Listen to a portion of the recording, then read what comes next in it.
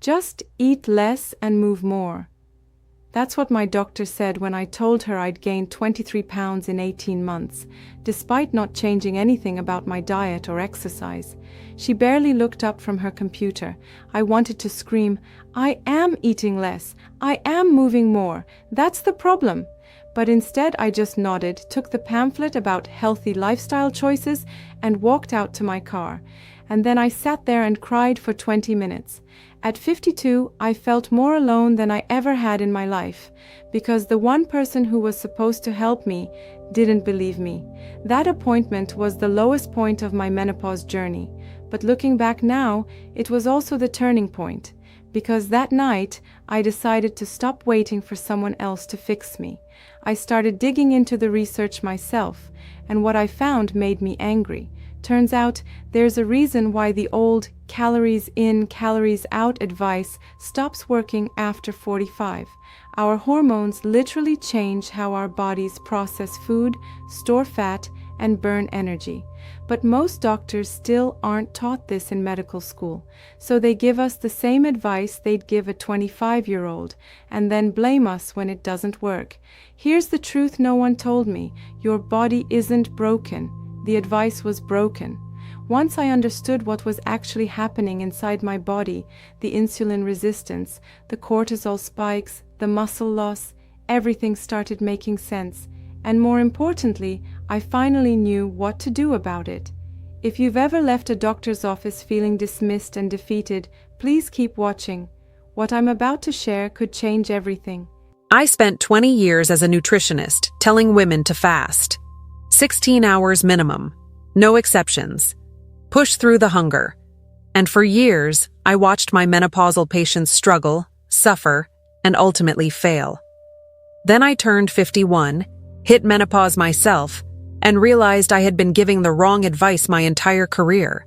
Today, I'm going to show you the right way to fast during menopause. Not the way that leaves you exhausted, hungry, and actually storing more belly fat, but the way that works with your changing hormones to melt stubborn fat that nothing else seems to touch. And here's what makes this different. The secret isn't just about when you eat. It's about what you eat when you break your fast. Specifically, certain spices that I discovered can amplify your fasting results by up to 300%. I'll show you exactly what they are and how to use them. But first, let me tell you how I got here. Because my story might sound painfully familiar. At 51, after decades of being the expert everyone came to for weight loss advice, I gained 22 pounds in 1 year. 22 pounds while following my own protocols. The same protocols I had prescribed to thousands of patients over my career. I was doing everything right. Intermittent fasting, clean eating, exercise 5 days a week. The scale didn't care. It kept going up. My clothes stopped fitting. I started avoiding mirrors. And the worst part was the shame. Here I was, the nutritionist who was supposed to have all the answers, and I couldn't even help myself. I remember sitting in my office one afternoon, a patient asking me for help with her menopause weight, and feeling like the biggest fraud in the world. She was describing exactly what I was experiencing: the stubborn belly fat that appeared out of nowhere, the exhaustion, the frustration. And I had to sit there and give her the same advice that wasn't working for me. How could I help her when I couldn't even help myself? Then came the wake-up call that changed everything. My annual blood work showed I was pre-diabetic. Me, the nutritionist who had helped hundreds of diabetic patients reverse their condition. Pre-diabetic. My fasting glucose was 118. It should have been under 100. I remember staring at that paper in my doctor's office, completely stunned. This wasn't supposed to happen to me. I knew all the rules. I followed all the rules. And yet here I was. My doctor wanted to put me on metformin immediately. I asked for 90 days. 90 days to figure this out before I started medication. He looked at me skeptically but reluctantly agreed. He probably thought I was in denial. Maybe I was. But I also knew there had to be something I was missing. Those 90 days changed everything I thought I knew about nutrition and menopause. I started digging into research I had never seen in my traditional training. studies from India, Japan, and traditional medicine systems that had been helping women through this transition for thousands of years. I read everything I could find about hormones and metabolism after menopause, and I discovered something that shocked me to my core. The standard fasting advice that works so well for men and younger women can actually damage a menopausal woman's metabolism. Not just fail to work, actually make things worse. The very thing I had been recommending to my patients for 20 years was potentially harming them. Let me explain the science so you understand exactly why this happens. When you fast, your body goes through several metabolic shifts. Insulin drops, glucagon rises. Your cells switch from burning glucose to burning stored fat for fuel. This is the magic of fasting that everyone talks about.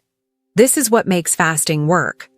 But here's what the mainstream fasting gurus don't mention. This process is heavily regulated by hormones, specifically estrogen. And when estrogen declines during menopause, the entire system changes in ways that nobody prepared us for. Research from the International Journal of Obesity shows that postmenopausal women have significantly impaired fat oxidation during fasting states. Their bodies resist burning fat even when they're not eating. It's like the switch that's supposed to flip to fat burning mode gets stuck. You're fasting, you're hungry, you're miserable, and your body still won't release the fat. But that's not even the most concerning part. And this is what really opened my eyes. Extended fasting triggers a cortisol response. Cortisol is your stress hormone. In younger women with robust estrogen levels, this cortisol spike is manageable. The body handles it, processes it, and moves on. No lasting damage. In menopausal women, this cortisol spike is amplified dramatically. Studies show up to 40% higher cortisol response in postmenopausal women during extended fasting compared to premenopausal women doing the exact same fast. 40% higher. An elevated cortisol does something terrible to your body composition. It signals your body to store fat specifically in your abdomen. Visceral fat, the dangerous kind that wraps around your organs and increases your risk for heart disease, diabetes, and cognitive decline. So you fast longer, cortisol spikes higher, and your body stores more belly fat. You're running on a treadmill going backward. The harder you try, the worse it gets. This is why so many women I see are fasting 16, 18, even 20 hours a day and watching their waistlines expand instead of shrink. I wish someone had told me this 20 years ago. I could have helped so many more women. Instead, I was part of the problem. But here's where it gets interesting. And this is what I discovered during those 90 days that saved me from medication and changed my entire approach to nutrition. The problem isn't fasting itself. The problem is how we've been taught to fast. And more importantly, what we've been completely ignoring about what happens when we break our fast. There are specific compounds found in common spices that most of us already have in our kitchens that can completely change how your body responds to fasting during menopause. These compounds can reactivate fat burning, reduce the cortisol response, and make fasting work for your body instead of against it. Let me tell you about my trip to India. In 2019, before the pandemic, I attended a conference on Ayurvedic medicine in Kerala. I had read about traditional approaches to women's health and wanted to see it firsthand. What I saw there transformed everything I thought I knew. I met women in their 60s and 70s who had more energy than I did at 51. Women who had gone through menopause decades ago but showed none of the metabolic dysfunction I was experiencing. Their blood sugar was stable. Their weight was healthy. Their skin was glowing. Their energy was abundant. I kept asking them what their secret was. Was it genetics, special exercises, expensive treatments? The answer was always the same. It was in their kitchens. These women used handfuls of spices in every single meal. Not for flavor, though the food was delicious. For function. They were doing something with food that we in the West had completely forgotten. They were using food as medicine. Curcumin from turmeric, gingerol from ginger, cinnamaldehyde from cinnamon. capsaicin from hot peppers, piperine from black pepper. These aren't just flavor enhancers, they're metabolic activators that have been studied extensively in clinical research. There are over 200 peer-reviewed studies on curcumin alone. This isn't folk medicine. This is biochemistry. When I came back from India, I completely redesigned my approach. I shortened my fasting window. I changed what I ate when I broke my fast. And I started incorporating therapeutic amounts of specific spices into every day. Within 3 months, my prediabetes was reversed. My fasting glucose dropped from 118 to 92, without medication. My weight dropped 19 pounds, and my energy came back like I was 40 again. My doctor was stunned. He asked what medication I had been taking. When I told him about the spices, he looked at me like I was crazy. But the numbers didn't lie. Now, here's the obstacle that most women face. Even with this knowledge, even understanding that spices can help, getting the therapeutic doses of these compounds through regular cooking is nearly impossible. The amounts used in research studies would require you to consume impractical quantities of spices every day. You'd need to eat half a cup of turmeric to get the dose used in clinical trials. That's exactly why many women in our community have started using a concentrated formula that combines the most powerful thermogenic compounds at therapeutic levels. It includes Himalayan ginger, which is significantly more potent than regular ginger, berberine from traditional Asian medicine, and ceremonial green tea extract with concentrated EGCG. What makes this approach different is that it addresses the fundamental metabolic resistance that happens after menopause. It helps restore your body's ability to actually burn fat during fasting periods instead of holding on to it. It works at the cellular level to reactivate the fat-burning switch that got stuck. Many women have told me it was the missing piece that made fasting finally work for them after years of struggle. I'll leave a link in the pinned comment if you want to learn more about exactly how it works and what's in it. But whether you try that or not, let me show you the right way to fast during menopause using what you probably already have in your kitchen, because this information alone can transform your results. The first principle is what I call the menopause fasting window. This is absolutely critical, so please pay attention. Forget about 16-8 or 18-6 fasting protocols. Those work great for men and younger women. For menopausal women, a 12 to 14-hour overnight fast is significantly more effective. Yes, shorter fasts work better for us. Here's exactly why this matters. Shorter fasts give you the metabolic benefits of lowered insulin and fat mobilization without triggering the cortisol cascade that causes belly fat storage. You're getting the good effects while avoiding the bad. You're working with your hormonal system instead of fighting against it. Practically, this looks like finishing dinner by 7 or 8 in the evening and eating breakfast around 8 or 9 in the morning. Simple, sustainable, effective, and most importantly, it actually works for our bodies. The second principle is the spice activation protocol. This is where it gets really powerful. When you break your fast, the first thing that hits your digestive system sets your metabolic tone for the entire day. Most people break their fast with carbohydrates or fruit because that's what all the wellness influencers show. For menopausal women, this is exactly the wrong choice. It causes a blood sugar spike that leads to a crash, which triggers cortisol, which causes belly fat storage. Instead, start with what I call a thermogenic activator. This is warm water with half a teaspoon of ground ginger, a quarter teaspoon of cinnamon, and a small pinch of cayenne pepper if you can tolerate it. Drink this 15 minutes before your first meal. This simple combination does several important things. The ginger activates thermogenesis, the process of generating heat from burning calories, and supports blood sugar regulation. The cinnamon improves insulin sensitivity, helping your cells respond properly to glucose. The cayenne further boosts metabolism and helps mobilize fat from storage. A study published in the European Journal of Nutrition found that consuming ginger before meals increased thermogenic effect by up to 43%. 43% more calorie burn from the same meal just by adding ginger beforehand. That's the power of strategic spice use. The third principle is protein-first eating. After your thermogenic activator, Your first actual food should be protein, not carbs, not fruit, not oatmeal. Protein. Aim for 25 to 30 grams of protein at your first meal. This triggers a hormone called glucagon-like peptide 1, or GLP-1, which regulates blood sugar and prevents the cortisol spike that happens with carbohydrate-first meals. You may have heard of GLP-1 in the context of those expensive weight loss injections.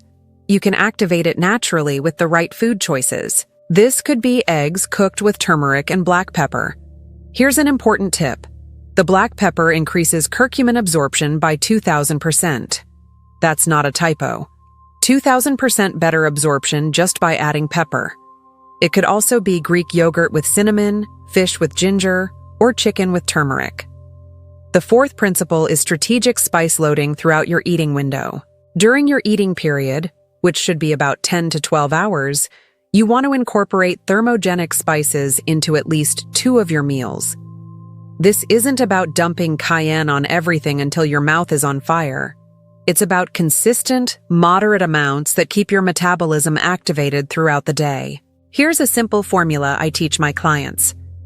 Add turmeric and black pepper to lunch, perhaps in a curry, soup, or even a salad dressing.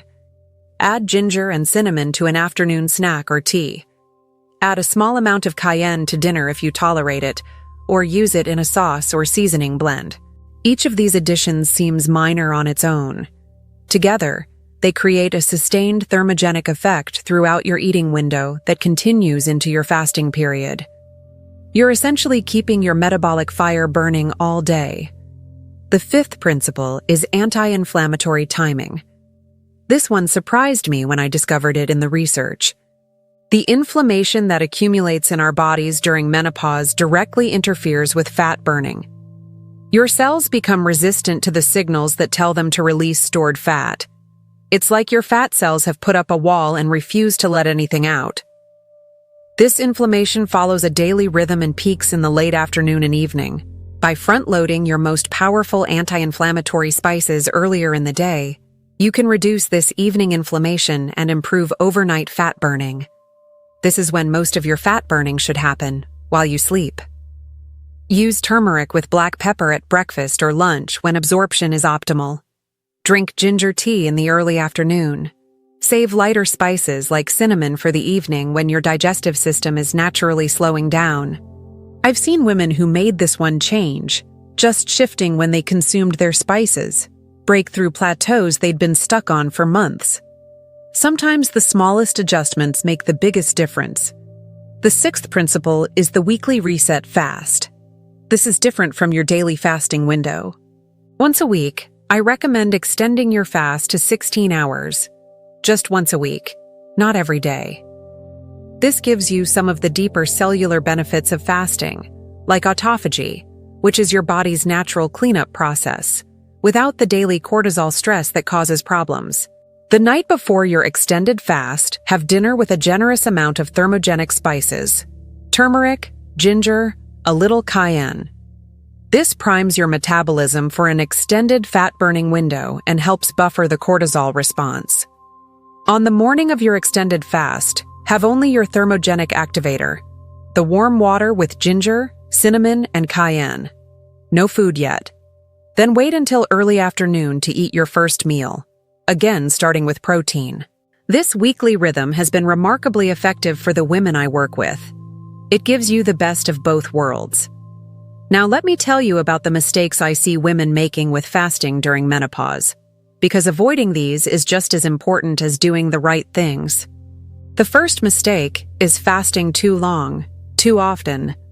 I cannot stress this enough. Chronic extended fasting backfires in menopause. It keeps cortisol chronically elevated and trains your body to hold onto fat as a survival mechanism. Your body thinks you're in a famine and responds accordingly. The second mistake is ignoring blood sugar stability. Many women fast and then break their fast with high glycemic foods. Fruit smoothies, toast, oatmeal with honey.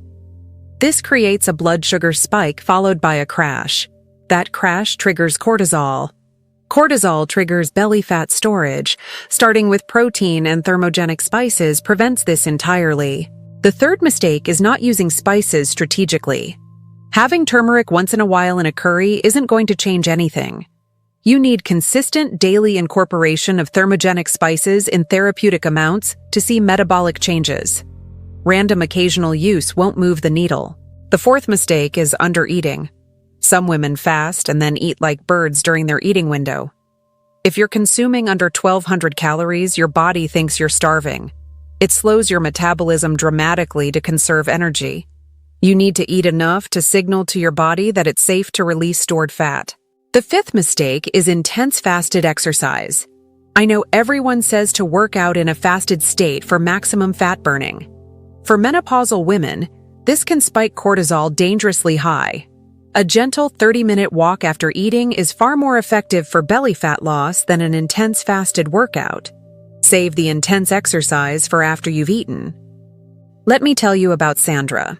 She's 63 and had been struggling with the same 40 pounds for over a decade. She was fasting 18 hours a day, doing intense morning workouts on an empty stomach, eating clean and counting every calorie, and still gaining weight.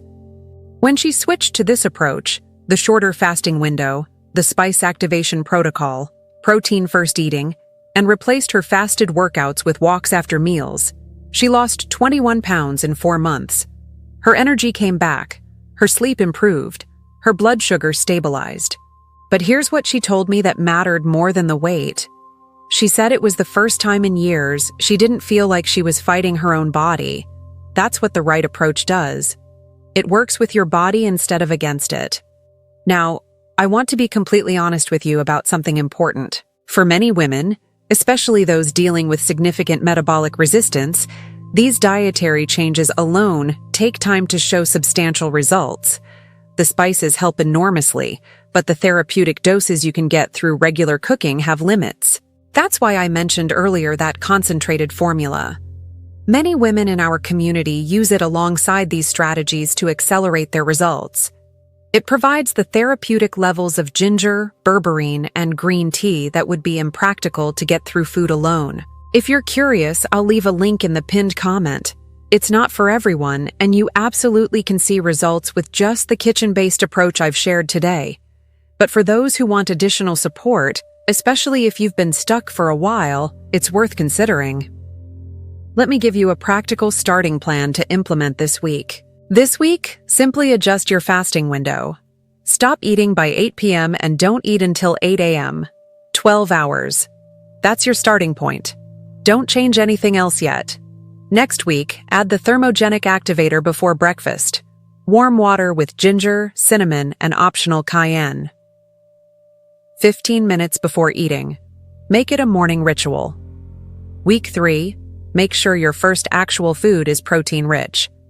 Eggs, Greek yogurt, cottage cheese, or similar. Aim for 25 grams minimum. Week 4, start incorporating turmeric with black pepper into your lunch regularly. Find recipes you enjoy.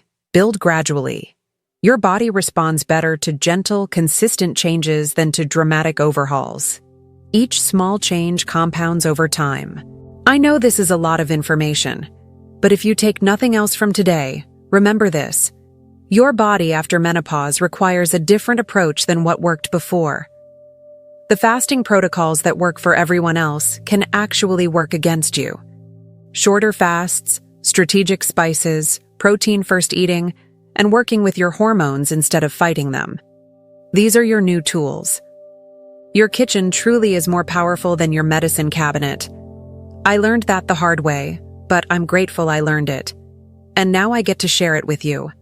I'd love to hear from you. Have you tried incorporating thermogenic spices into your routine? What spices do you use most in your cooking? Drop a comment below. I read every single one, and your experience might help another woman who's exactly where you are right now. If this information helped you, please subscribe. I share new research and practical strategies every week specifically for women navigating menopause.